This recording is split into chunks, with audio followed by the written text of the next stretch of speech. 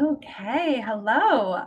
My name is Jessica Pearson, and I am the co-director of the Cities for CEDAW History and Futures project, along with the founder, Soon-Young Yoon. And the purpose of this project is to collect information related to the Cities for CEDAW campaign and to analyze its historic contributions and improve strategies for future campaigns. The project hopes to capture personal stories as well as archive important documents and multimedia resources that tell the story of this campaign's successes, challenges, and possible future direction. And today we have the honor of interviewing some incredible advocates from Los Angeles County Women and Girls Initiative. And they have been doing amazing work implementing the Los Angeles County CEDAW ordinance. So let's just get started learning about them and their impressive work. So would you both introduce yourselves and tell us why you decided to devote yourselves to CEDAW? Chanel? Looking at me. Hi, I'm Chanel Smith. I was the executive director for the LA County's Women and Girls Initiatives. I say was because we sunset on June 30th, and we'll kind of tell you more about what our future work looks like as far as the implementation of CEDAW is concerned. But what got me into this work, if I'm being totally honest, when I took this position, I was not all that familiar with what CEDAW was. Caroline very quickly got me up to speed. She was on the team before I was. And we thought that it was really an amazing ordinance, but opportunity for us to be able to solidify kind of some gender equity, to really infuse it into the county's operating systems. So yeah, I will pass it over to Caroline. Thanks, Chanel. So my name is Caroline Toren, and I am the founder and CEO of Refolda, which is a consulting firm that specializes in gender mainstreaming and programs that help advance gender equity and equality. And I've had the opportunity to work with Chanel and the LA County Women and Girls Initiative for the past 3 years on a program, a gender impact assessment program, which is really LA County's vehicle to implement CEDAW. And I think on a personal level, I'm devoting myself to CEDAW implementation because it provides such a good foundation and a path for government agencies to address gender inequities in a more systematic way. So it's really kind of provides us the guidelines that we need in order to move things forward. And it's been really helpful for the LA County initiative as well. Wonderful. I love that CEDAW is a path. I love that. And how did you first both learn about Cities for CEDAW? I can start, Chanel. I first heard of it when I moved from Sweden to the United States, and I got my first job with LA City. And at that point, Mayor Eric Garcetti had just signed an executive directive on CEDAW implementation. And I was working with the LA Commission on the status of women at the time, which was one of the kind of key stakeholders when it came down to the implementing that ordinance or executive directive. So that's how I first heard about it. What about you, Chanel? I actually first heard about it when I started at the county for the Women and Girls Initiative. I got an email, oddly, from somebody from the Cities for CEDAW kind of campaign, and they sent an email to myself and to a bunch of members of the board that said, LA County's passed this ordinance, and every quarter you have to give us an update on what it is that you all are doing. And so I had just started. I think I had been there maybe 2 weeks. And I was like, okay, what is this? And let me figure out kind of what it is that we are doing. But it was, I'm thinking back, it was a really great tool that you all use to get kind of us bureaucrats moving along quickly. So keep that up. Amazing.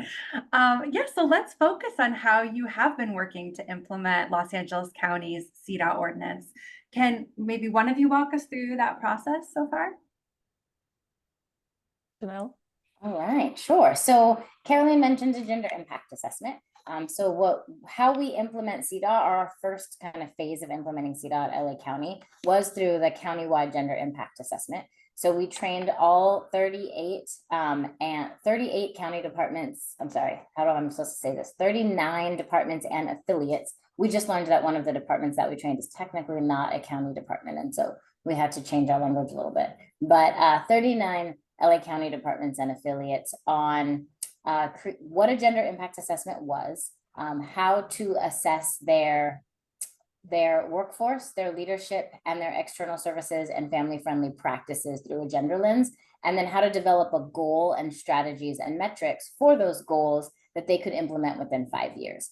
So from our part, we are tracking kind of all of those departments and what it is that they're doing, and then looking at overall kind of themes and progress that the entire county has made. And I will pass it over to Caroline because she actually trained all of those departments. It was a 2-year long labor of love, and so she can give you way more detail on what that looks like.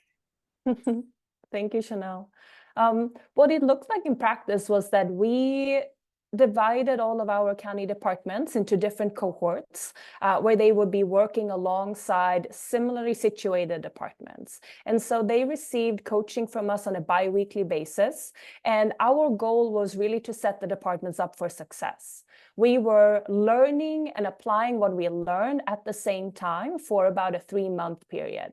And the end result, what came out of that is what Chanel really referred to. They all defined gender gaps and goals, strategies, and metrics to address those gaps in the key priority areas that were in alignment with the board's directives and their priority areas. And so at this point now, each department has what we call a gender impact assessment dashboard that clearly outlines some of their key data points as well as their goals and their strategies, and they are tasked to report on how they're making progress on these strategies on a yearly basis. That's really impressive work and really innovative. It's so interesting to learn about this. And I wonder if you could talk about maybe the advantages and the challenges of working inside government to implement CEDAW. Yeah, Chanel, I'm happy to start. I will say one of the main advantages of working inside government is that you have an opportunity to improve the existing processes, policies, and programs.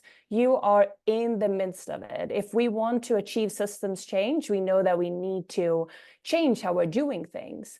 And another advantage that is very much related to it is that you have this great opportunity to give, in this case, county staff the knowledge and the skills to do this work.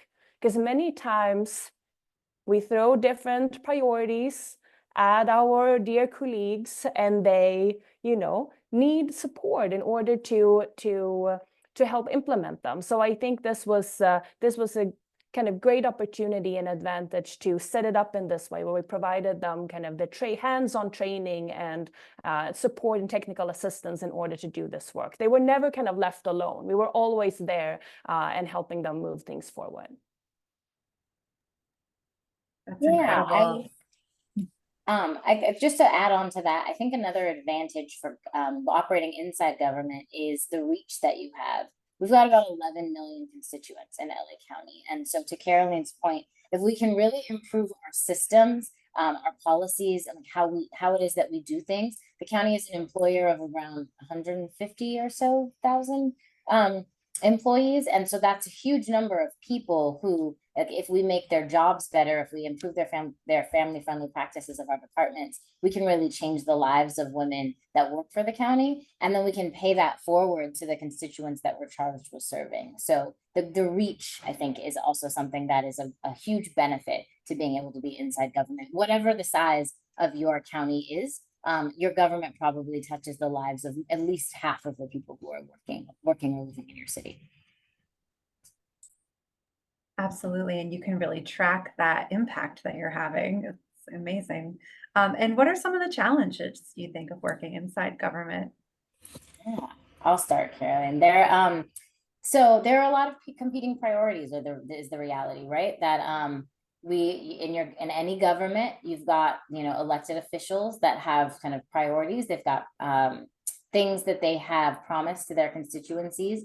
And so whatever it is that you're doing is always going to be competing with kind of whatever that is for funding, for attention, for kind of just the mental bandwidth of all of the different employees that are there. And then another thing for us is we're huge. Like we said, there are 39 departments. And at any given day, most people have no idea what their other departments are doing. A lot of people don't even know like that there are other departments that operate in the same space as they operate in. And so the bureaucracy can just be a bit challenging. So it really does take knowledge of, like, inside knowledge of your governmental structures, I think, in order to have the best outcome that you can possible, or to have the most impact that you can. And so that means that you have to have somebody that not only understands what gender impact assessments are, or that can, find somebody on their team who understands what they are, but also has to understand the inner workings of your government, and like, what does that look like and what levers need to be pulled. Very interesting. Thank you. So your recent report outlines how the county is implementing CEDAW. And can you talk about this, sort of like a three-part question? Feel free to take any part of it you like. Can you talk about the achievements you outlined in this report and what you think has been the most important achievement so far? And how do you ensure that the county is accountable to its commitments to CEDAW? Caroline, I'll let you talk about the achievements, because I know that the process is a huge achievement. We've had this conversation several times. And then I can talk a bit about accountability. That sounds great. Yeah, Jessica, to Chanel's point, I think it's an achievement in itself to have come to this kind of point where we have trained all 39 departments.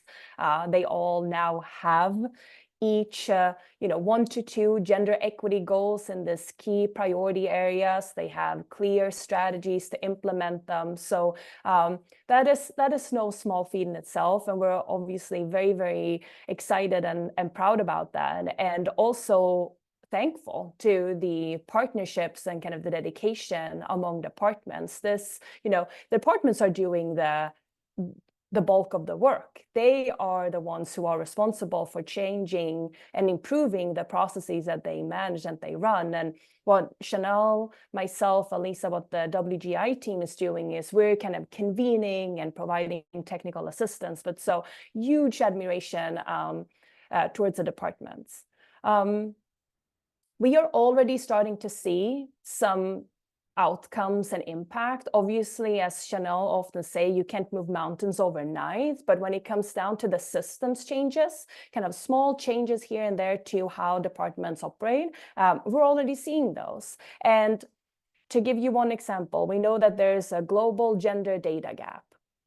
Well, now all of the departments have looked at their data collection process through a gender lens. They have identified what data they are collecting and what they're not collecting, and they are starting to streamline their processes and improve them so that in the future they can make more informed decisions based on this gender data. So we're very excited to see that.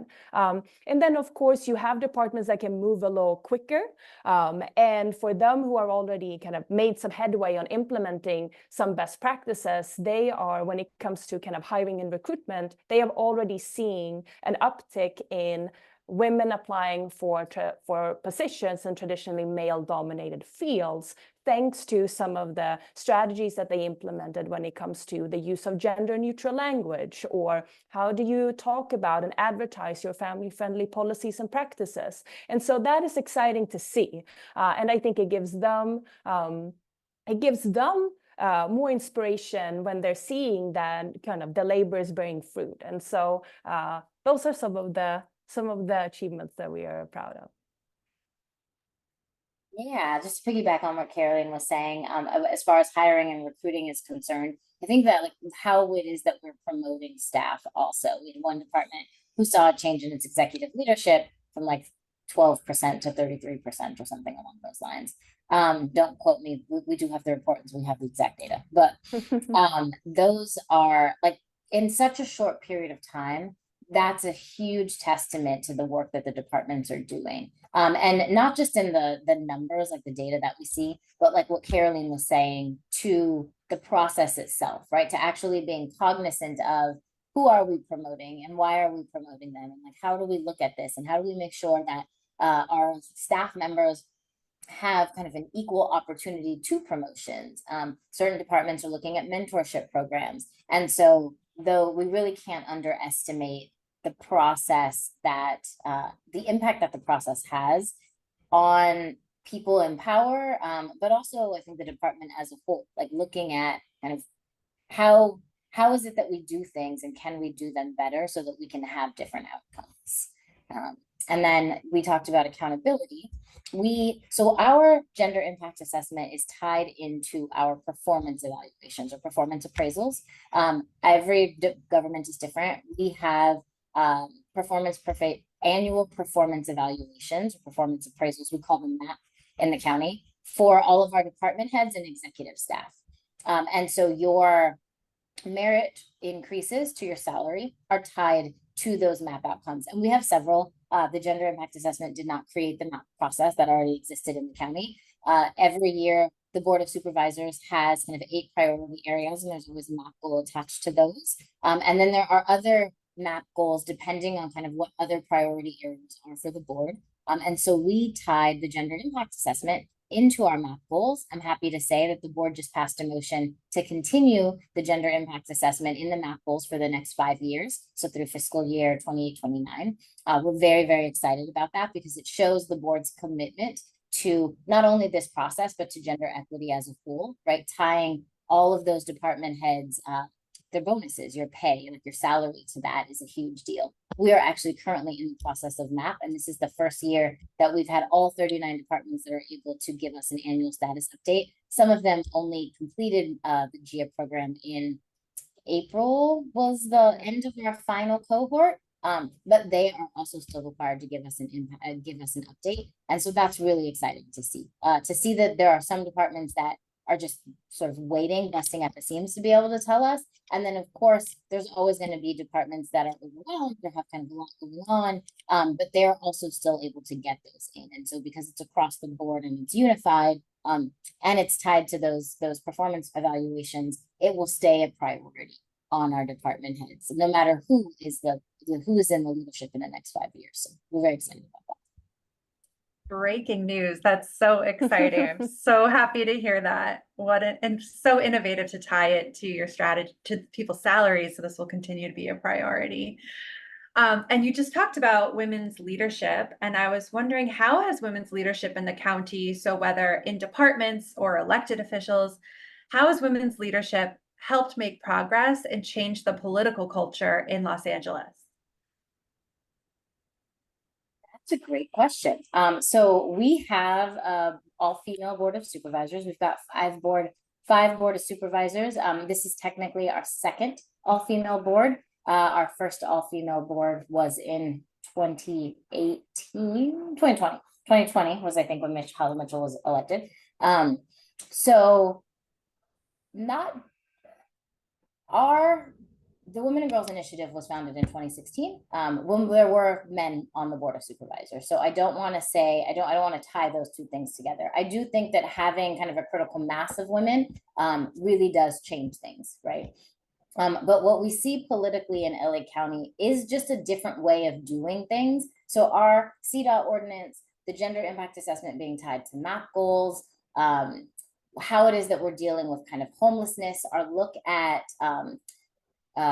welfare reform in the county. We've got an anti-racism initiative that has started. We've got a poverty alleviation initiative. Like, how we do business as a county looks very, very different when you have women in charge. And that is just the reality. And I think that that's because it's a testament to the fact how we grow up in the world, right? Like that shows how we show up in our jobs. The things that we encounter, the things that we've watched our mothers encounter, our aunts, our grandmothers, it's just a very different perspective. And so you see that playing out through how LA County is designing its systems, how it's looking to change kind of its systems, how it's looking at changing where it is that we invest our money, how it is that we invest our money, and how it is that we treat people that are depending on us for safety nets.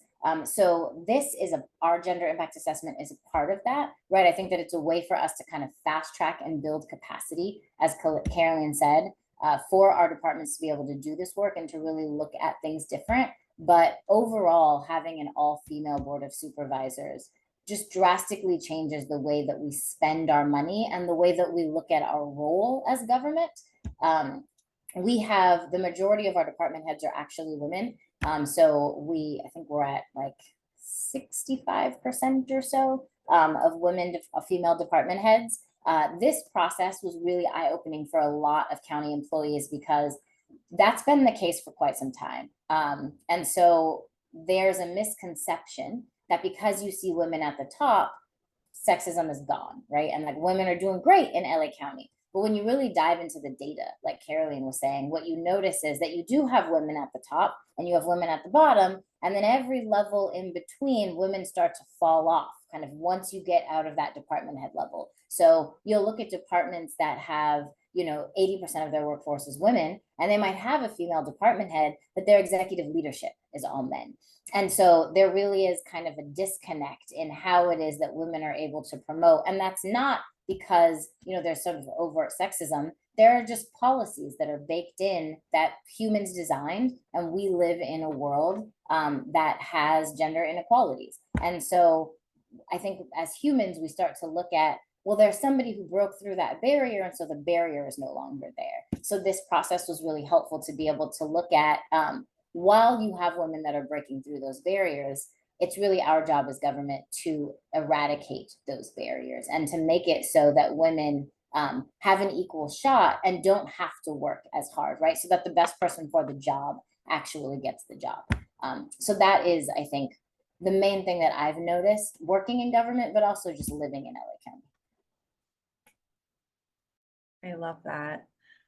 Thank you so much for sharing that. It's very inspiring too. And so Cities for CEDAW is about making the global local. So I'd love to hear about how your campaign in LA has been involved with the United Nations in the past or currently. Caroline, I will let you speak to this. You've had the benefit of actually going there. Yeah, thank you. And Jessica, I think the best is probably yet to come when it comes to our involvement. We feel like we have just gotten to a point where we can start sharing a little bit about this, where we have some kind of clear best practices defined. We can start share some of our progress and so on. But I would say in addition to, of course, LA County reporting to the Cities for CEDAW, this year was the first year that the Women and Girls Initiative, I believe, had an opportunity to present along on the sidelines of the Commission on the Status of Women Week in New York. So we had our full team in New York City, and we presented both in person and online, participated in different side events. And as I said, we're hoping to be more involved in the future and to continue to share. We just released, as you mentioned, our 2024 progress report, which I think Chanel and I have discussed sending it to the CEDAW committee in Geneva as well. So we have a few things in the pipeline. Incredible. So what would you say is one?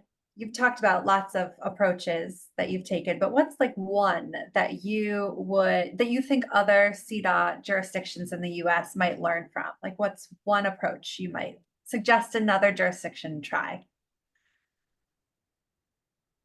Start, I think, and we probably have different ones. We've talked a lot about this. I think from the lens of like the bureau, somebody who's inside government, we did not brand our gender impact assessment at CEDAW when we started it, right? Our board of supervisors knew it's in the motion, but like to the social worker who's working at the Department of Children and Family Services, we didn't brand it that way. We taught them what a gender impact assessment was and how it can help them do their jobs. And then once they understood that, then we connected it to CEDAW so that they could then see, like, if you do your job in this way, you're part of a larger global community, right? That the world is moving in this direction. And we did it that way intentionally because people are just trying to get through their day-to-day lives. Like Caroline said, there are so many different tasks and priorities that come down when like you're doing your job. That's just the nature of government, right? There's sort of your elected officials. They tell us that we have to do something, and then that trickles its way down. And people very rarely understand like how the sausage is made or why they're doing the thing that they're doing. And so we didn't want to make this sort of aloof process. So we said, like, let's talk to our departments and let's just help them do their jobs better. And you can do that honestly without having a CEDAW ordinance. It's a wonderful thing to have. And by all means, I'm saying people should be pushing their government to that, but there are two prongs that can happen at the same time, right? You can implement CEDAW without CEDAW, because I know that a lot of jurisdictions that we talk to kind of struggle to get a political champion or somebody behind that. And so orienting your brain in the ways of how do we have this solidified in our code, in our county code, in our city ordinances, because that's important and because we need to make sure that we have the tools to hold our government accountable. But at the same time, what does implementation actually look like? And is there an appetite for implementation, even if there's not an appetite for like an ordinance right now, right? And so looking at them in those ways, because they are both equally as important things. Like you need to be able to hold your government accountable through ordinances and through kind of changes to your city charter, but you also need to help people do their jobs better and for government to respond to people in a better way. And maybe, oh, sorry, go ahead. No, Jessica, what I would add to that is we did not let perfect be the enemy of good enough. And I think one of our other advices that we have shared with jurisdictions is you don't need to get the perfect board motion in place or the perfect ordinance in place. We certainly don't have the most ideal templates for board motions and CEDAW ordinance and so on. At the time where we were trying to pass the board motion that spoke specifically about the gender impact assessment program, we kind of built upon an existing interest in data collection. There was a, I don't want to say countywide, but there was a substantial amount of interest in making sure that the county had good processes in place to collect and assess data. And so we piggybacked on that. And we tied the gender impact assessment program to that because that's a key component of what we do. We do an inventory of existing data and specifically gender data. So I would say that's another kind of, I don't know if that was creative, but just our way of doing things. And sometimes you just need to get started, kind of getting a foot in the door and then continue to build on that. I would say, just to follow up with that, that is a great point, Caroline. And because we knew what we were doing with CEDAW and it is so vast and it covers so many topics, our political landscape has shifted through this process, right? So we started out there was a really big interest in gender and data, like how do we have good data collections, data collection systems. And over time, I think that has shifted a bit to kind of how are we providing services to our community members and how are we doing so in certain topic areas. And because we knew what we were doing, we're able to say, well, hey, like this also covers gender-based violence, for instance, right? And so we can adapt our gender impact assessment marketing, if you will, to what it is that is important to the government at this time. So we weren't sort of pigeonholed as just like a data collection project, right? We have the ability to kind of move that, change that narrative, if you will, to fit, because CEDAW really covers kind of every aspect of a woman's life. And so that was an important thing that I don't know that we were conscious of at first. We were just like, sort of, how do we get this done? But recognizing that what we're saying today doesn't have to be the same thing that we're saying 2 years from now. I love that, being adaptive and changing to the political landscape and using CEDAW since it covers everything. Wonderful advice. Thank you. And so we've learned on this call how innovative and impressive LA County is and the Women and Girls Initiative is on implementing CEDAW. So I wonder, would Los Angeles County still be interested in being a peer leader for other cities for CEDAW? And do you foresee perhaps Los Angeles County's models being a training tool for other jurisdictions? Putting you on the spot. So as I mentioned at the beginning of our kind of conversation, Women and Girls Initiative has sunset, which means that our team has kind of dispersed. I myself am at public health, hence my background right now. The gender impact assessment is actually also going to be moving to public health. I think technically it has moved, but we're still working on funding for to have the correct people in place to kind of be able to actually do technical assistance. But that is something that the board has asked for the county to identify funding. As if you are in California, you're aware that this is a really bad budget year. So we're getting creative on our side of how it is that we fund this. So if it is funded, we would absolutely love to be a peer support. I think that Caroline and I would be happy to do so, but I will let Caroline speak to kind of how much of her time she can do. We do not have a dedicated team as we did before that would be able to do this work, but we are working on implementing a dedicated team within the county. We'll, certainly by January, I think that we would, God willing, we'll have all things in place, but we're working on getting things done before that. Jessica, I will just echo that we'll be delighted to continue to be part of the Cities for CEDAW community and help whenever we can. Amazing. Thank you so much. Oh, Chanel, were you going to say something Oh, else? I was just going to say, as far as the best practice model, I do think that Refolda, again, Caroline does not work for the government. I mean, she's a contractor with us, but like we hired her to create these things, to come up with best practices. I really think that she has. And so Refolda is absolutely available. I would believe Caroline might kill me for that, but is working on kind of what that looks like to be able to support other jurisdictions. And my suggestion for any government workers out there is hire somebody who knows what they're doing, who's an expert in this, because we cannot be all things, right? I am not an expert in gender impact assessment. I am an expert in like sort of government systems and how it is that you get those things done. So I can do my part, but you need to have somebody on your team who really does understand this inside and out and can be a trusted ambassador when they're training people. Thank you, Chanel. Great advice. Thank you. So you sort of touched on this in your last answer, but I'd love to just hear more about what you hope to see for the future of the Cities for CEDAW campaign, or specifically the future of the Women and Girls Initiative. Of course, I'm muted still.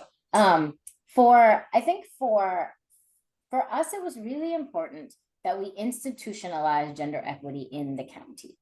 Women are half of our population. And so you have to start by having an initiative that kind of sits outside regular county operations, because you've got to build infrastructure, you've got to figure out kind of what your strategic plan is, but then you really do have to institutionalize it. And to Caroline's point, you've got to build capacity at every level of government in order for this to actually make a change. And so that was very important to us. We have, and a part of that institutionalization is moving the oversight of the gender impact assessment into the Office of Public Health, specifically the Office of Women's Health, because so many areas of CEDAW do touch on public health.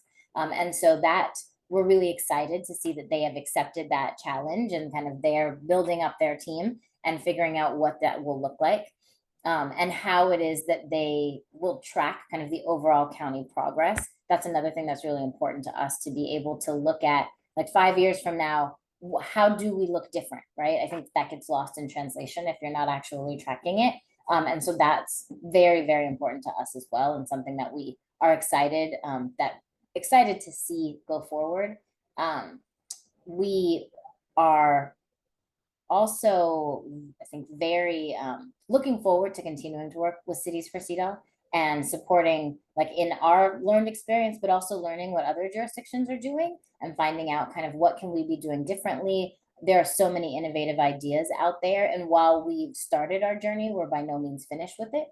So want to be able to like give information, but also receive information for Cities for CEDAW.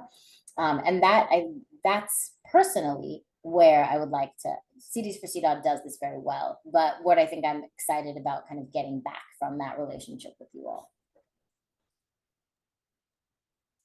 And Jessica, what I would add to that, at the county level, I very much look forward to hopefully county departments having a chance to continue to meet and learn from one another, because that's been just an activity in an area where we've seen that there's a lot of interest. And as we all know, there's no reason to reinvent the wheel. And so kind of hopefully the county can help facilitate more exchange of best practices, and just connect departments to one another who are doing very similar work, and so that they can they know that they're not alone with this and what they're doing. We know this can be very, very challenging work, and the landscape or environment looks differently depending on department, kind of how big the teams are, how many resources they have in order to implement some of their gender equity strategies. So hopefully we'll see more of that.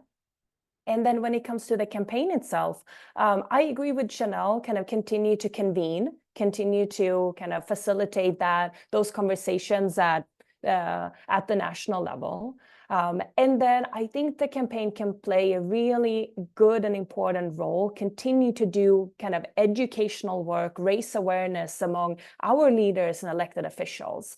At LA County, of course, we're maybe a little farther ahead than some other jurisdictions, but I still think having a campaign that kind of checks in, even with counties that made some headway, that checks in, kind of shows that, hey, we're really interested in what you're doing. We're seeing what you're doing. We're recognizing what you're doing, perhaps even awarding jurisdictions and elected officials that are doing this great work.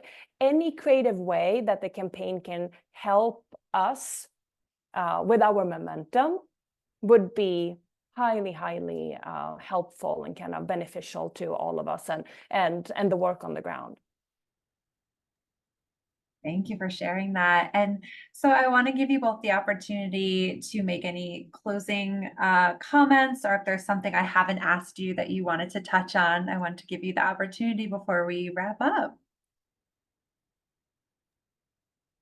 I just want to say thank you so much for the work that you all have done and continue to do. Like Caroline said, the convening and the support is huge. I came into this, fairly recently, a couple of years ago, and just knowing that like we're doing this undertaking, but there's an entire network out there that is there for support, and that is also, collecting information and then sharing that information out so that we know that we're not doing it alone, and we're able to learn from other people's successes and their mistakes, or their challenges is a better word. So just want to say thank you guys so much for the work that you all do.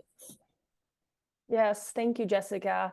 And although Congress has yet to ratify CEDAW, I feel so inspired every day by knowing that we have 65 plus jurisdictions at the city, county, and state level that are working towards this, that have adopted ordinances, and that are looking to implementation. Because this bottom-up approach to how the United States is kind of addressing CEDAW, it's very powerful. It becomes so comprehensive, and you can start feel the impact a little bit more when it comes down to the local level.